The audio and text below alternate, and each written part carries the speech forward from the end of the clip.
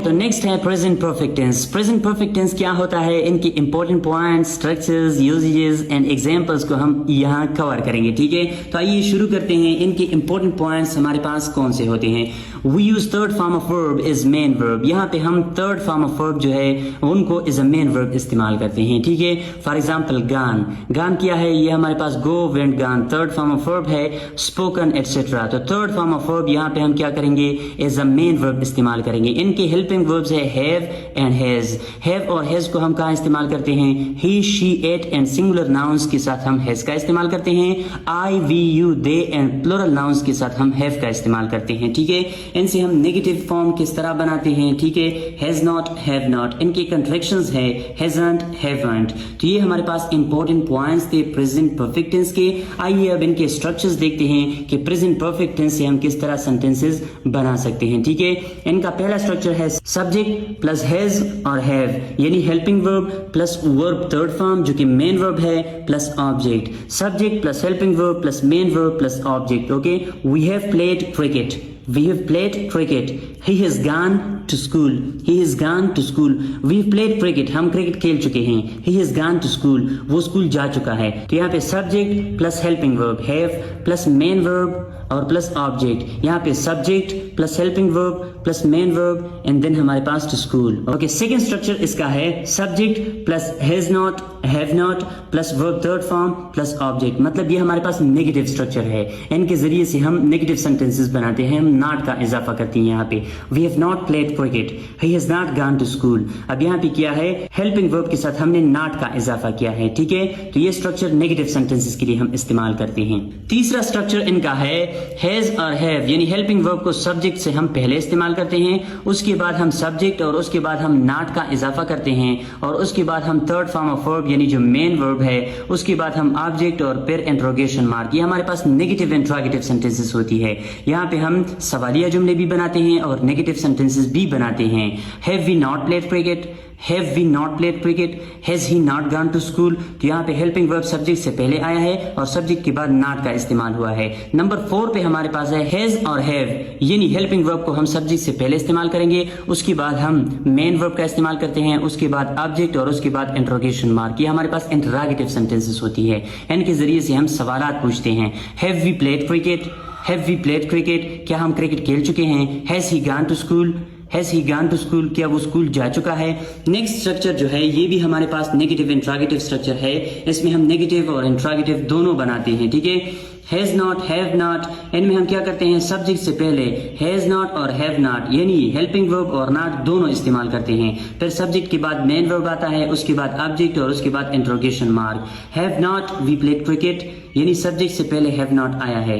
Has not he gone to school, subject से पहले has not, दोनों हेल्पिंग वर्ब और नॉट दोनों आए हैं। ठीक है, तो ये हमारे पास स्ट्रक्चर्स थे कि जिनसे हम प्रेजेंट परफेक्ट टेंस के सेंटेंसेस बनाते हैं। ठीक है, अब आते हैं इनकी यूजेजेस पे कि प्रेजेंट परफेक्ट टेंस हम कहाँ कहाँ इस्तेमाल करते हैं। ठीक है, number 1, to show an action or state that has taken place in the past but exact time is not mentioned। इनके जरिए से हम उन कामों के बारे में बात करते हैं जो कि पास्ट में हो चुके हैं, मतलब ऐसे काम जो पास्ट में मुकम्मल हो चुके हैं, जो पास्ट में हमने किए हैं लेकिन उसका एग्जैक्ट टाइम मालूम नहीं है। For example we have won the match, हम मैच जीत चुके हैं। अभी ये काम पास्ट में हुआ है, हम मैच जीत चुके हैं, मुकम्मल हो चुका है। ठीक है, लेकिन इसके साथ टाइम एक्सप्रेशन नहीं है। टाइम हमें पता नहीं है कि कल, लास्ट वीक, पिछले महीने हम कब जीत चुके हैं। He has gone to Afghanistan, वो अफगानिस्तान जा चुका है। अब कब जा चुका है, टाइम क्लियर नहीं है। तो ऐसे काम जो कि पास्ट में कंप्लीट हो चुके हो लेकिन टाइम मालूम ना हो तो उनको हम प्रेजेंट परफेक्ट टेंस में बयान करते हैं। सेकंड यूजेज इनका ये है टू शो एन एक्शन और state that has started in the past, continue to present and may or may not go to the future। इनके जरिए से हम उन कामों के बारे में बात करते हैं that started in the past, जो कि पास्ट में शुरू हो चुके हैं, continue to present, present तक आ चुके हैं और हो सकता है کہ وہ فیوچر میں جائے اور ہو سکتا ہے نہ جائے. مطلب ایسے کام جو کہ پاسٹ میں شروع ہو چکے ہیں, پریزنٹ تک آ چکے ہیں, حال تک آ چکے ہیں, ہو سکتا ہے کہ وہ مستقبل میں جائے یا نہ جائے. Here we use since and for. یہاں پہ ہم since اور for کا استعمال کرتے ہیں. since اور for کیا ہوتے ہیں یہ ایک الگ ٹاپک ہے, آئیے ان کو دیکھتے ہیں کہ since اور for کیا ہوتے ہیں. since and for are prepositions of time. since اور for جو ہے یہ ہمارے پاس prepositions ہے time کے. since کا استعمال ہم کرتے ہیں shows the exact time of starting. since کا استعمال ہم تب کرتے ہیں کہ جب ہم کسی ایکشن کا starting time, مطلب کوئی کام ہوتا ہے اس کا ہم exact starting time کو شو کرتے ہیں. یعنی این وقت جو ہوتا ہے, جو exact time ہوتا ہے starting کا, کوئی کام ہوتا ہے تو وہ کب سے start ہوا ہے, تو وہ exact starting time کی جب ہم بات کرتے ہیں تو ہم since کا استعمال کرتے ہیں. اور for کا ہم استعمال کرتے ہیں shows the duration of an action, کہ ایک کام کتنی مدت تک ہوئی ہے, مطلب ایک کام کتنے عرصے تک ہوئی ہے, 2 گھنٹے, 5 گھنٹے, 2 سال, 10 سال, ایک کام کتنا ہوا ہے, ٹھیک ہے, مدت کیا ہے, ڈیوریشن کیا ہے, تو وہاں پہ ہم for کا استعمال کرتے ہیں. یعنی since کا استعمال ہم ایگزیکٹ سٹارٹنگ ٹائم کے لیے کرتے ہیں اور for کا استعمال ہم ڈیوریشن کے لیے کرتے ہیں کہ ایک ایکشن کی ڈیوریشن کتنی ہے, مدت کتنی ہے, ٹھیک ہے. For example it has rained since morning. It has rained since morning. اب یہاں پہ ایگزامپل میں نے کیا ہے since اور for کو صرف میں نے present perfect tense میں استعمال کیا ہے, ٹھیک ہے. It has rained since morning. اب یہاں پہ کیا ہے, بارش کی بات ہو رہی ہے لیکن اس کا starting point morning ہے کہ morning سے بارش ہوئی ہے, ٹھیک ہے. تو یہاں پہ since یعنی starting point بارش کب شروع ہوئی ہے, تو starting point morning ہے, تو یہاں پہ since کا استعمال ہوا ہے. Ali has studied in Lahore for 2 years. اب یہاں پہ اسٹڈی کا جو ڈیوریشن ہے, دورانیہ ہے, وہ 2 سال ہے, تو اس لیے for کا استعمال کیا ہے. اسٹڈی کا دورانیہ مدت کیا ہے, ڈیوریشن کیا ہے, وہ 2 سال ہے, ٹھیک ہے, تو اس لیے for کا استعمال کیا ہے. He has worked as a teacher for 10 years. انہوں نے کام کیا ہے as a teacher for 10 years. اب یہاں پہ ٹیچنگ کا جو دورانیہ ہے, مدت ہے, ڈیوریشن ہے, وہ ہمارے پاس 10 سال ہے, ٹھیک ہے, اس لیے for کا استعمال کیا ہے. He has worked as a teacher since 2015.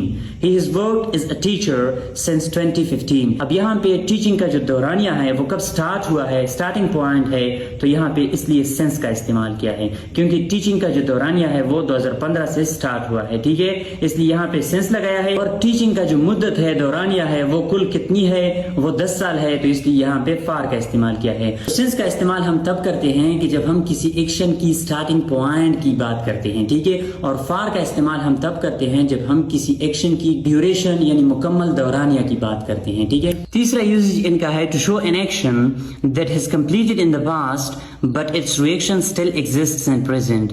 تیسرا ان کا یوزیج یہ ہے کہ ہم ان کے ذریعے سے ان کاموں کے بارے میں بات کرتے ہیں that has completed in the past, کہ جو پاسٹ میں مکمل ہو چکے ہوں, but its reaction still exists in present, لیکن ان کاموں کے اثرات ابھی موجود ہوں, ٹھیک ہے, پریزنٹ میں ان کے اثرات, ریئیکشنز جو ہوتے ہیں وہ پریزنٹ میں موجود ہوں. For example it has rained because the roads and streets are wet.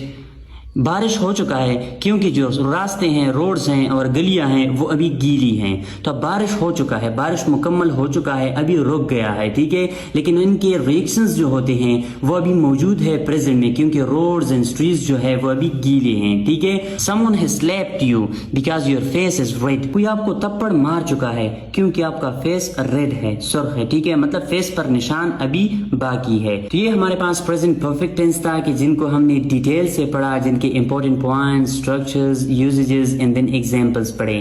Next ہمارے پاس ہے پریزنٹ پرفیکٹ کنٹینیوس ٹینس. آئیے ان کو اسٹارٹ کرتے ہیں.